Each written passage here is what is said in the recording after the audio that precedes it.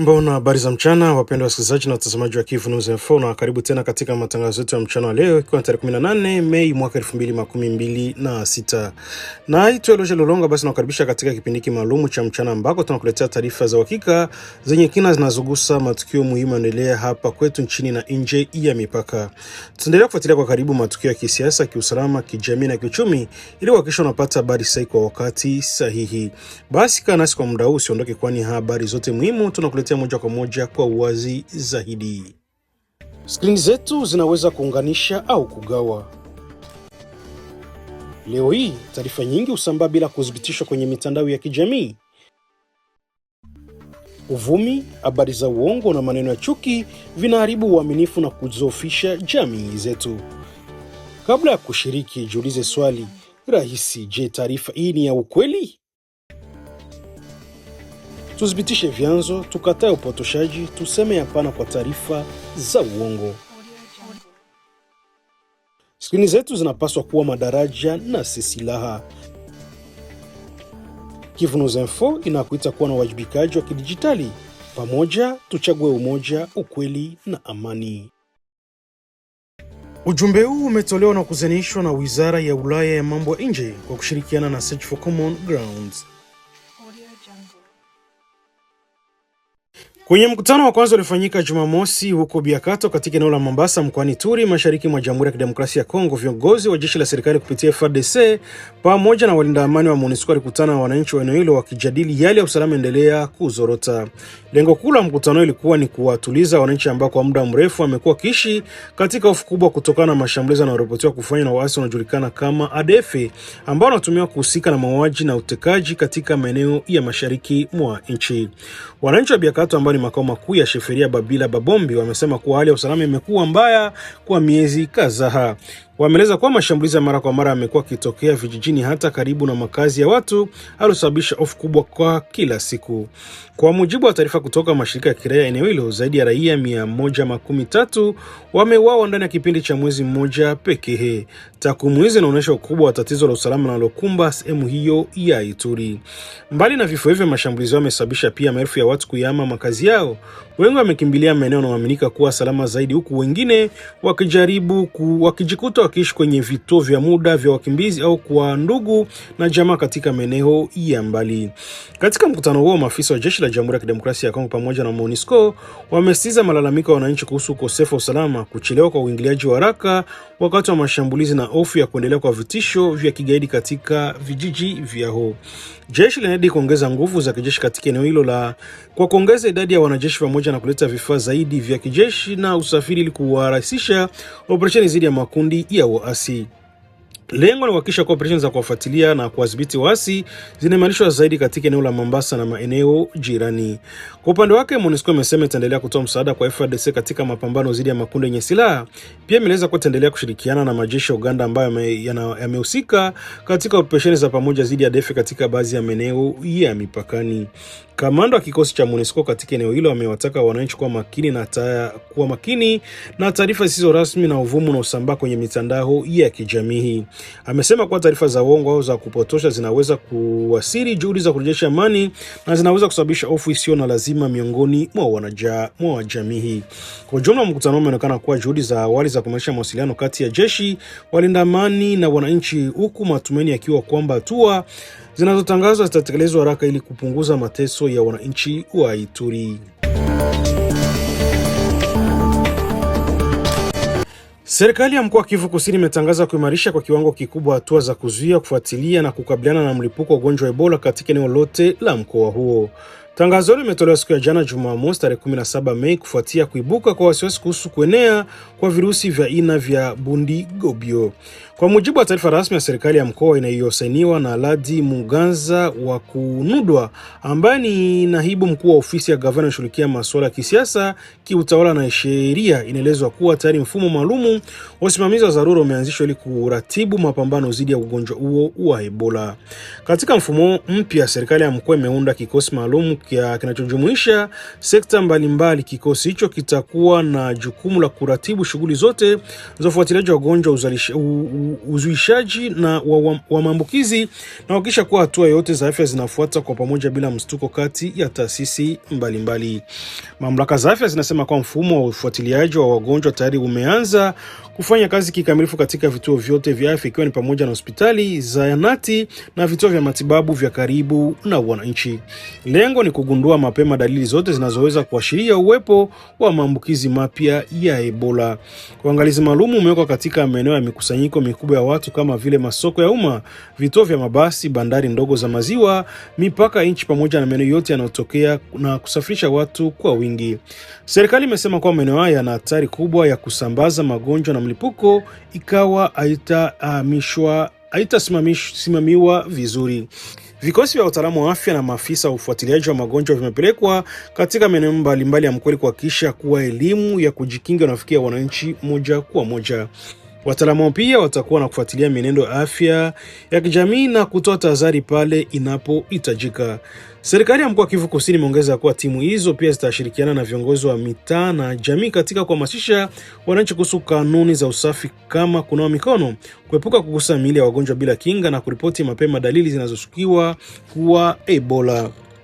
Katika wito wake kwa wananchi, serikali ya mkoa wa Kivu Kusini imewataka watu wote kubaki watulivu na kuepuka hofu isiyo ya lazima.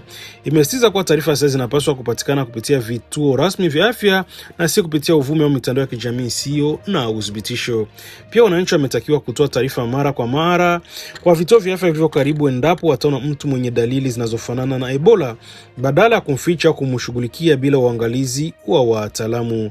Serikali inasema kuwa hatua hizo zinaweza kuokoa maisha na kusaidia kudhibiti kuenea kwa ugonjwa huo mapema. Kwa jumla, hatua hizi mpya za serikali ya mkoa wa Kivu Kusini zinalenga kuzuia mlipuko wa Ebola kusambaa zaidi, huku mamlaka zikiweka mkazo mkubwa katika ufuatiliaji, elimu kwa jamii na uratibu wa sekta zote za afya ili kuhakikisha usalama wa wananchi.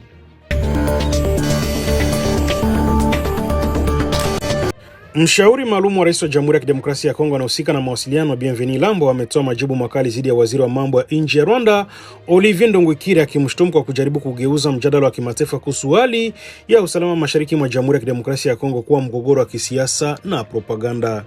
Kwa mujibu wa ujumbe uliochapishwa siku ya Jumamosi kwenye mtandao wa X, zamani Twitter, Bienveni Lambo amesema kuwa badala upande wa Rwanda kujibu maswali mazito yanayohusu tuhuma za kuhusika katika machafuko endelea mashariki mwa DRC, wamejikita zaidi kufuatilia na kuchambua kila kauli au ujumbe unaotolewa na rais wa Jamhuri ya Kidemokrasia ya Kongo.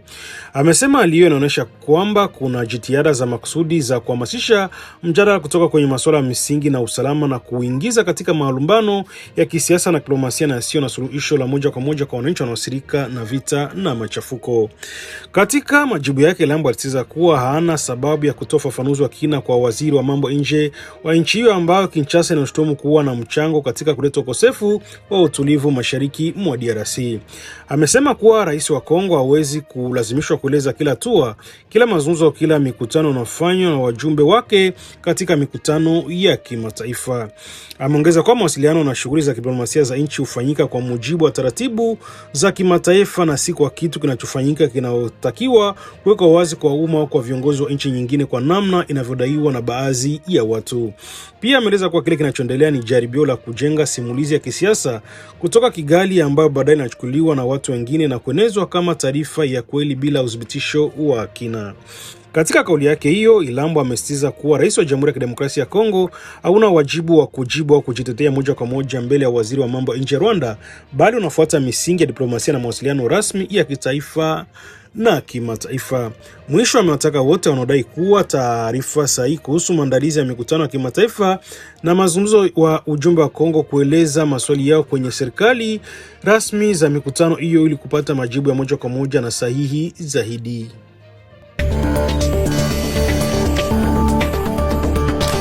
Na kwa sasa tunaungana moja kwa moja na wenzetu wa Radio Okapi kwa taarifa kamili. Hii ni Kivu News Info na mimi ni Teloje Lulonga. Basi na kufikishia hapa taarifa zetu za mchana kwa leo, tukiendelea kufuatilia kwa karibu matukio yote muhimu yanayoendelea katika eneo letu na nje ya mipaka. Kwa sasa tunawaachia wenzetu wa Radio Okapi waendelee na matangazo yao ya moja kwa moja ili kutujuza zaidi kuhusu hali ya usalama, afya na maendeleo mbalimbali endelea nchini. Basi tunashukuru sana kwa kutusikiliza na kutufuatilia katika taarifa hii. Basi tutanane tena katika matangazo yetu ya jioni ya leo.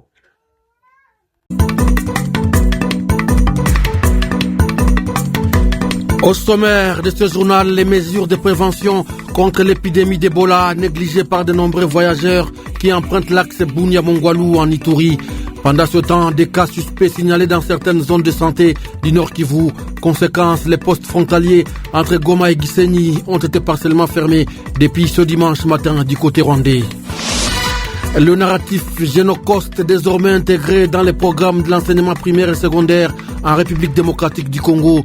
Le ministère de l'Éducation nationale apprête déjà un guide national de formation et élabore des outils pédagogiques adaptés. L'invité de ce journal est le conseiller en charge de la citoyenneté et de l'inclusion au sein du ministère de l'Éducation nationale. Godefra Talaboulou parle de l'intégration du narratif Génocoste dans les programmes de l'enseignement primaire et secondaire en République démocratique du Congo.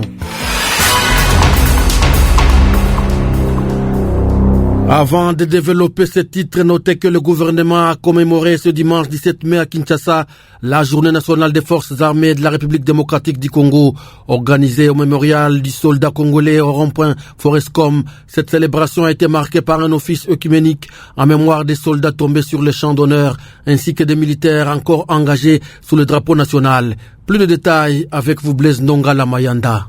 Placé sous le thème « Ensemble pour la victoire des FARDC », la journée nationale des forces armées de la RDC a été ponctuée par des messages forts des aumôniers militaires ainsi que des prédications axées sur l'obéissance au commandement et à l'unité nationale. Dans son discours de circonstance, le vice-premier ministre et ministre de la Défense nationale a insisté sur la nécessité de renforcer les rôles des FARDC et de la police nationale congolaise afin de garantir la sécurité des populations sur toute l'étendue du territoire national. Guy Kabombo Mwadianvita. On ne peut pas sauver un pays, garantir la sécurité de nos concitoyens si l'armée et la police ne sont pas mises au premier banc. Donc c'est une journée très importante. Ces membres du gouvernement a également plaidé pour l'enseignement des valeurs patriotiques dès le bas âge, estimant que l'amour de la patrie constitue l'un des piliers fondamentaux de la stabilité et de la souveraineté nationale. La journée nationale des FARDC étant tombée un dimanche, son observance officielle est reportée à ce lundi 18 mai sur l'ensemble du territoire national. Je le disais au sommaire, en Ituri, de nombreux voyageurs qui empruntent l'axe Bunia-Mongwalu, deux principaux foyers de l'épidémie d'Ebola, continuent de négliger les mesures de prévention contre cette maladie. Entassés chaque jour dans des camions de transport, plusieurs passagers ne portent ni cache-nez et ne disposent pas de désinfectants. Certains affirment même ne pas croire à l'existence de cette épidémie. Plusieurs sources médicales estiment que cette situation appelle à un renforcement urgent des campagnes de sensibilisation. Des détails avec Isaac Remoyope. Chaque matin, près de 20 camions transportant des marchandises et des dizaines de passagers quittent Bunia en direction de Mongwalu. À cela s'ajoutent plusieurs camionnettes et véhicules de transport en commun. Dans la plupart des véhicules, les passagers voyagent serrés les uns contre les autres sans respecter les mesures barrières recommandées. Très peu de voyageurs portent un cache-nez ou disposent de désinfectants pour les mains. Certains disent compter uniquement sur la protection divine, tandis que d'autres affirment ne pas croire à l'existence même de cette maladie. L'un d'eux rencontré au parking du marché central de Bunia. Moi, je ne suis pas certain de l'existence de cette épidémie. J'ai entendu dire qu'Ebola sévit dans la région, mais je ne sais pas s'il s'agit réellement d'Ebola ou d'une autre maladie. Chacun meurt avec des symptômes différents, donc je ne suis pas convaincu de la maladie qui tue réellement les gens. C'est pourquoi je reste sceptique et je ne porte pas de cache-nez.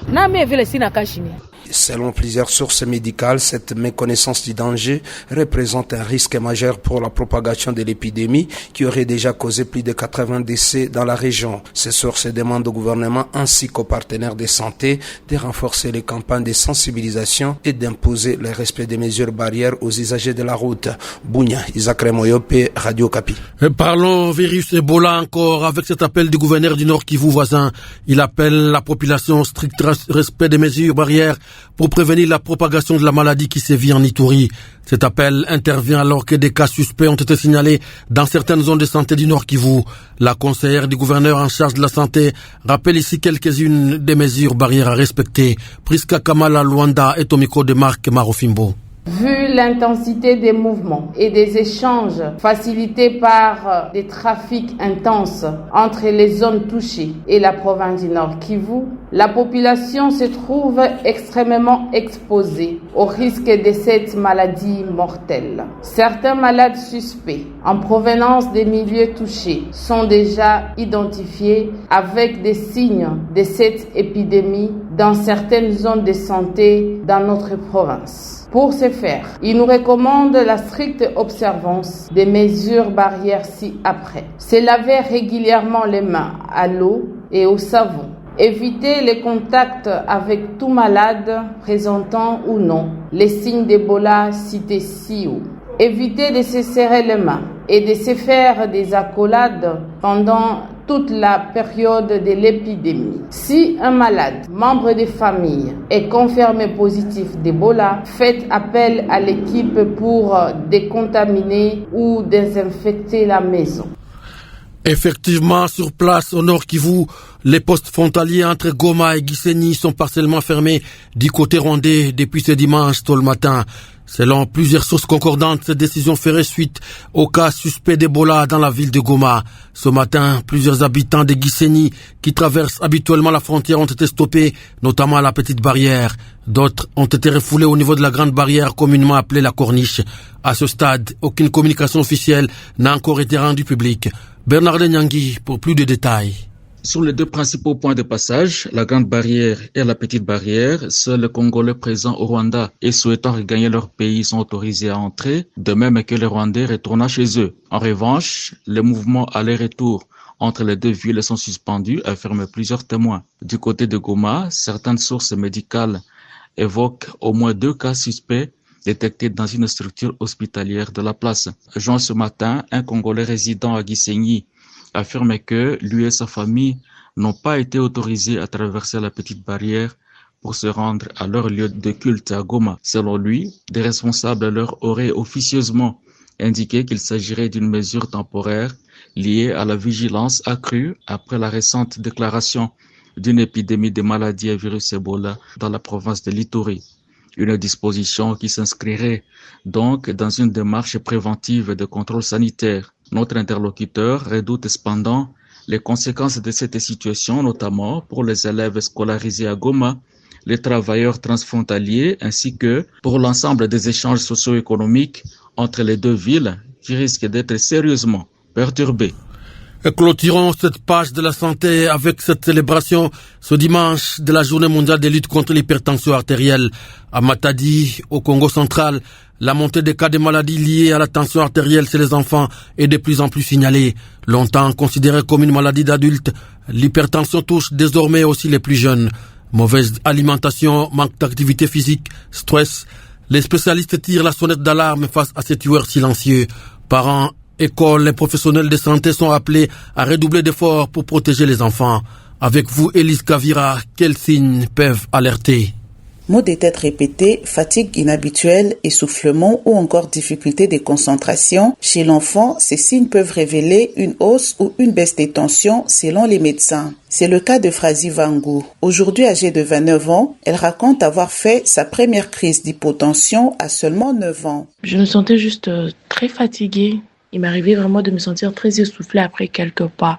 Au début, on s'était dit certainement que c'était un début de malaria. Je suis allée à l'hôpital. On prélève la tension, j'étais à 6.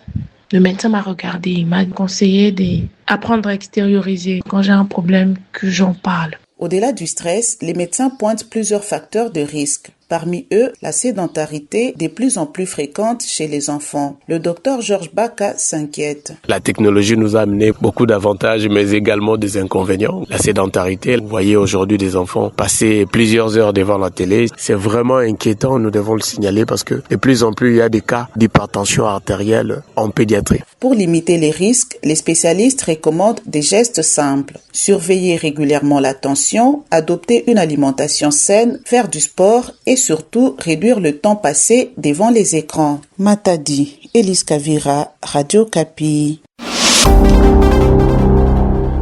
Le ministère de l'Éducation nationale vient de poser les bases de l'intégration du narratif Génocoste dans les programmes de l'enseignement primaire et secondaire en République démocratique du Congo. Il apprête un guide national des formations et élabore des outils pédagogiques adaptés. Cette réforme bénéficie de l'appui technique et financier de la Commission interinstitutionnelle d'aide et d'appui aux victimes ainsi que du Fonds national de réparation des victimes des violences sexuelles liées au conflit. Les explications avec Blaise Ndongala Mayanda. Cette réforme s'inscrit dans le cadre de la mise en œuvre de la politique nationale d'éducation à la mémoire, à la citoyenneté et au patriotisme. À ce stade, l'initiative vise notamment à renforcer les capacités des inspecteurs, considérés comme les principaux relais des diffusions pédagogiques à travers les pays. Les conseillers en charge de la citoyenneté et de l'inclusion au ministère de l'Éducation nationale expliquent que le narratif Génocoste sera intégré de manière transversale dans plusieurs disciplines. Le travail pédagogique justement d'intégrer cela dans différentes matières, différentes branches, que ce soit un thème transversal, mais avec des volumes différents selon qu'on est d'un âge à l'autre. La CIAVAR a pour sa part réaffirmé son engagement à accompagner techniquement, scientifiquement et institutionnellement la mise en œuvre de cette stratégie nationale d'appropriation du Génocoste. De son côté, la ministre d'État en charge de l'Éducation nationale a indiqué que ces programmes visent à renforcer les sentiments d'unité nationale, condition essentielle du développement. Raïssa Malou. Il vous revient d'accompagner les enseignants, de former les élèves et d'animer les clubs de veille citoyenne afin de transformer la mémoire collective en un levier d'unité et non de division. À travers ces projets, le ministère de l'Éducation nationale réaffirme son engagement à promouvoir une éducation fondée sur la mémoire collective, la citoyenneté responsable, le patriotisme et la cohésion nationale. Et puis, clôture vendredi dernier des épreuves de la hors-session dans les deux provinces éducationnelles du Maniema. D'après le ministre provincial de l'Éducation, ces épreuves se sont déroulées sans incident majeur. Toutefois, Mera Marungu interpelle la conscience des élèves finalistes car la session ordinaire pointe à l'horizon. Il les invite à plus de concentration afin de permettre à la province de réaliser de bons résultats. On écoute Mera Marungu au micro de Florence Kizalunga. Les examens se sont bien sûr clôturés de la hors-session, c'est-à-dire c'était très bien passé dans toutes les deux provinces éducationnelles, Maniema 1 et Maniema 2. Au Maniema 1, il n'y a pas eu d'incident. Au Maniema 2 aussi, avec le rapport à notre possession, il n'y a pas eu d'incident. Donc ça s'est très bien clôturé. Ce que nous demandons aux enfants, aux élèves, ce n'est que les débits. Ça c'est la hors-session. Et il y a aussi la session ordinaire qui se pointe déjà au mois de juin. Les enfants ne peuvent que se concentrer davantage parce que il ne faut pas qu'ils soient distraits que, donc, comme nous venons de passer la dissertation, c'est fini pour nous. Or, il y a la grande session qui demande une très bonne concentration de la part des enfants eux-mêmes. Je demande aux enfants de se préparer, de prendre encore toutes les évaluations qui restent au grand sérieux pour que les résultats aux examens d'État 2025-2026 soient encore plus meilleurs que l'année passée. Il ne faut pas que les parents puissent rester aussi distraits pendant cette période. Il faut qu'ils soient à côté de nos enfants afin de les prodiguer des conseils pour se concentrer, afin de bien préparer les évaluations, surtout la grande session qui nous attend déjà. Et poursuivons ce journal avec cette bonne nouvelle dans la province du Sankourou. Le pont Lokenye, situé sur l'axe Lodja-Bena-Dibele, sur la route nationale numéro 7, a retrouvé sa solidité. L'office des routes a remplacé les écrous volés, une situation qui fragilisait dangereusement l'ouvrage. Les usagers saluent ces travaux. Explication avec Esther Ndalafina. Depuis près d'une semaine, le pont Lokenye est de nouveau opérationnel et sécurisé. L'Office des routes a procédé au remplacement des écrous dérobés il y a quelques mois par des inciviques, un acte qui avait affaibli la structure et exposé les usagers à des sérieux risques. Outre le remplacement des pièces manquantes, les équipes techniques ont également soudé quelques traverses du pont afin de renforcer sa résistance et garantir la continuité du trafic sur ce tronçon stratégique de la RN7. Ces travaux sont largement salués par les usagers qui y voient un soulagement pour leur déplacement quotidien et pour l'acheminement de marchandises. Il faut rappeler que le pont Lokenye constitue la principale voie d'entrée des marchandises à Lodja en provenance de Kinshasa via le port de Benadibele situé à plus ou moins 150 km. Esther Ndalafina Mbojimai, Radio Okapi. Le député national Claude Missaré plaide pour la reprise des travaux de construction des postes frontaliers de Sangé, Nyamoma et Rubenga dans le territoire d'Ouvira au sud Kivu. Dans une correspondance adressée vendredi dernier au ministre du Commerce extérieur, Lélie Douvira dénonce l'arrêt des travaux malgré les retraits des rebelles du M23 de la zone. Il rappelle que ces infrastructures s'inscrivent dans le cadre du projet de facilitation du commerce et intégration dans la région des Grands Lacs, financé notamment par la Banque mondiale. Claude Missaré, au micro de Grâce Amzati Massanzi. J'ai été alerté par la population d'Ouvira qui s'attendait à la reprise immédiate de travaux de construction des postes frontaliers de Nyamoma et de Rubenga après le retrait du M23. Mais au moment où la population est dans la joie, après le retrait du M23, au moment où nos compatriotes réfugiés au Burundi commencent à regagner les pays, nous apprenons avec amertume que la Banque mondiale vient de résilier le contrat de construction de des postes frontaliers seulement 2 jours après le retrait du M23. Pourtant, ces travaux étaient déjà financés à hauteur de 30% et ce projet devait permettre l'emploi de plus de 1800 personnes. Voilà pourquoi, en tant qu'élu du peuple, et afin de comprendre les enjeux qui se cachent derrière cette décision très décevante, j'ai adressé une lettre de dénonciation à son Excellence Julien Paluku, ministre du Commerce extérieur, tout en demandant, afin de soulager cette population victime de la guerre d'agression, la reprise urgente de travaux.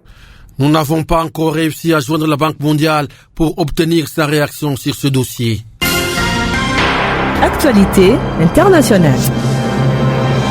La Somalie est entrée dans une période de transition, a annoncé le gouvernement vendredi, jour de la fin du mandat du président Hassan Sheikh Mohamoud, à l'issue des réunions infructueuses avec l'opposition sous la tenue d'élections. Dans le même temps, des mandats des 2 chambres du Parlement chargés d'élire un chef d'État sont aussi terminés depuis mars. Pour l'opposition, il est impensable que l'actuel président se maintienne, une situation qui risque de fragiliser ce pays.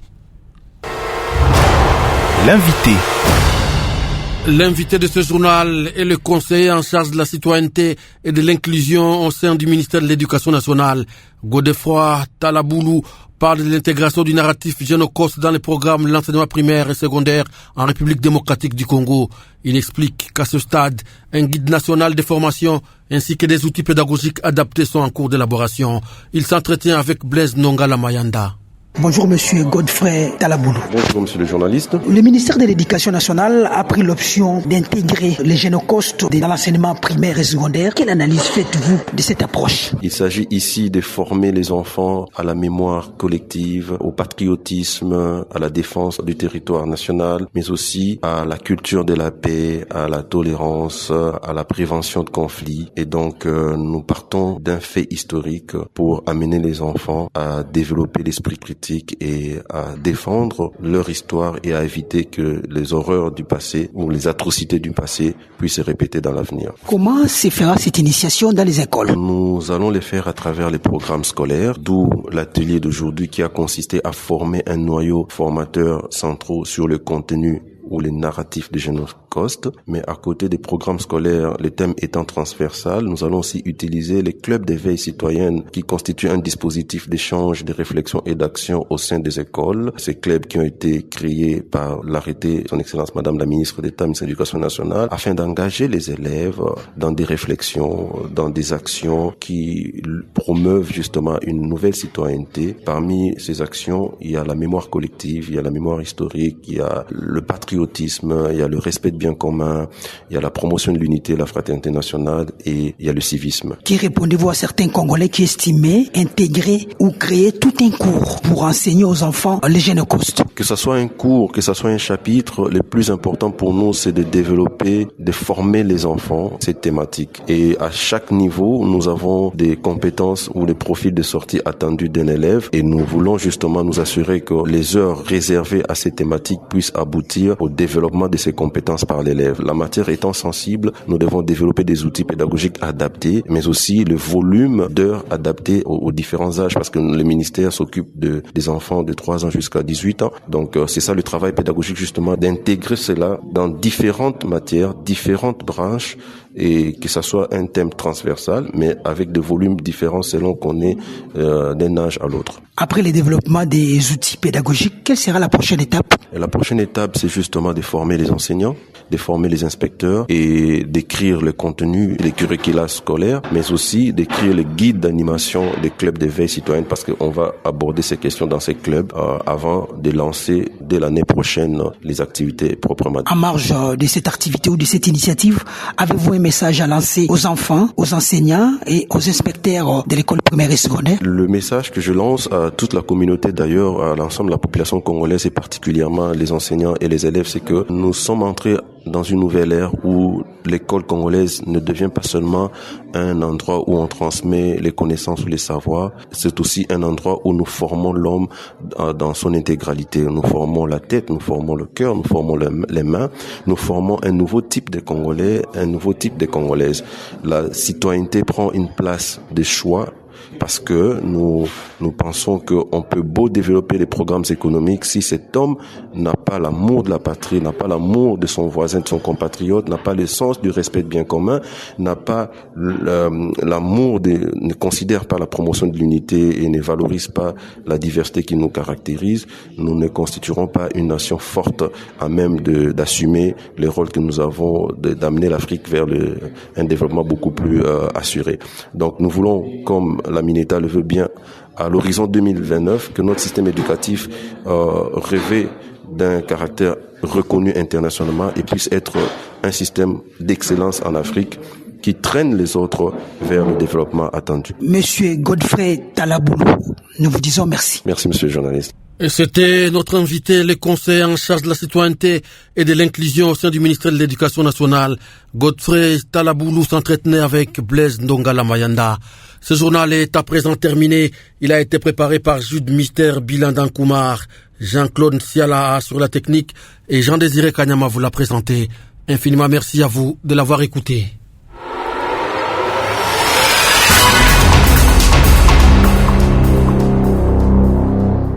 Skrini zetu zinaweza kuunganisha au kugawa. Leo hii taarifa nyingi husambaa bila kuthibitishwa kwenye mitandao ya kijamii. Uvumi, habari za uongo na maneno ya chuki vinaharibu uaminifu na kudhoofisha jamii zetu. Kabla ya kushiriki, jiulize swali rahisi: je, taarifa hii ni ya ukweli? Tuthibitishe vyanzo, tukatae upotoshaji, tuseme hapana kwa taarifa za uongo. Skrini zetu zinapaswa kuwa madaraja na si silaha.